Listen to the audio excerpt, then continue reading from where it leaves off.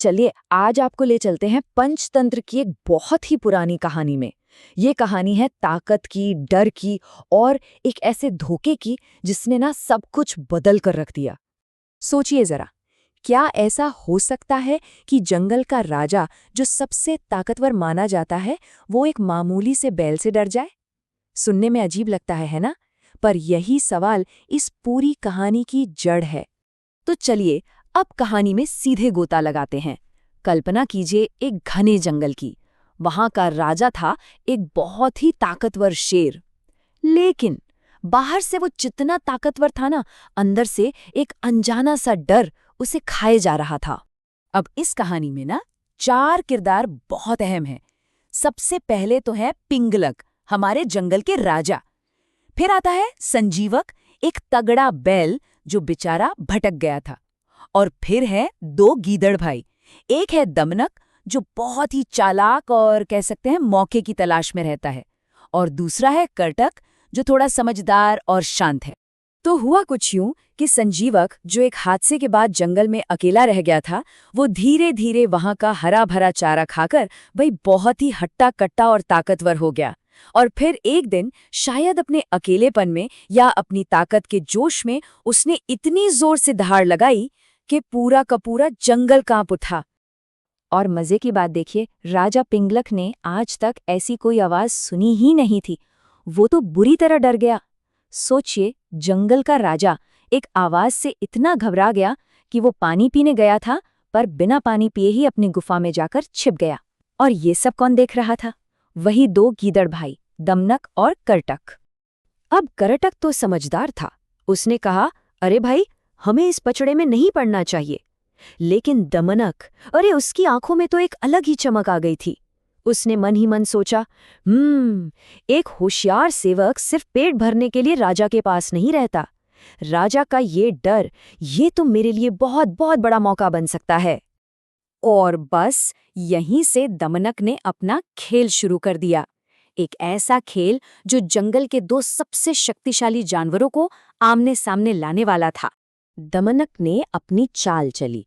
पहले तो वो बड़ी होशियारी से राजा पिंगलक के पास गया और कहा, महाराज चिंता मत कीजिए, मैं पता लगाता हूँ ये भयानक आवाज किसकी है।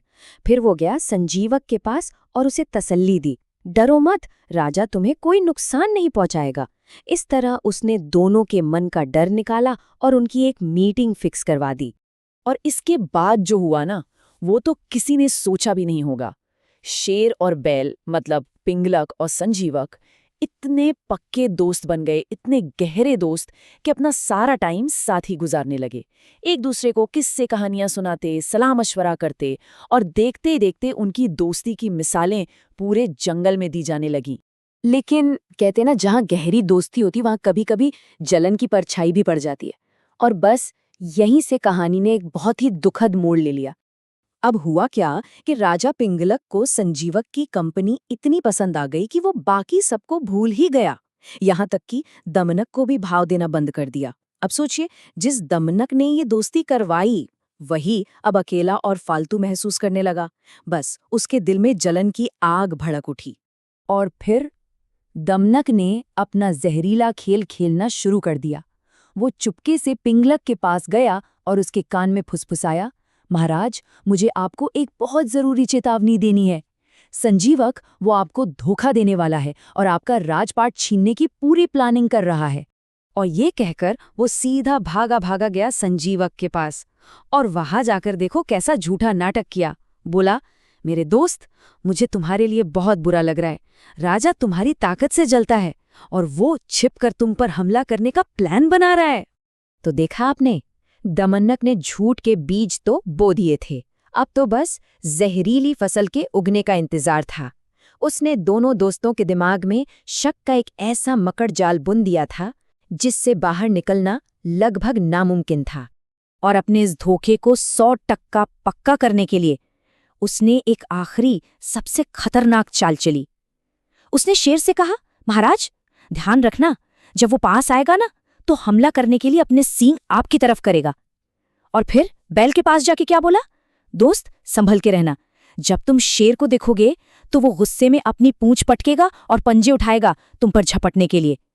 मतलब दोनों के नॉर्मल बिहेवियर को ही उसने एक दूसरे के लिए खतरे का सिग्नल बना दिया। कितना शातिर था वो। और फिर वो मनहूस घड़ी आ ही गई। दोनों दोस्त एक दूसरे से मिले।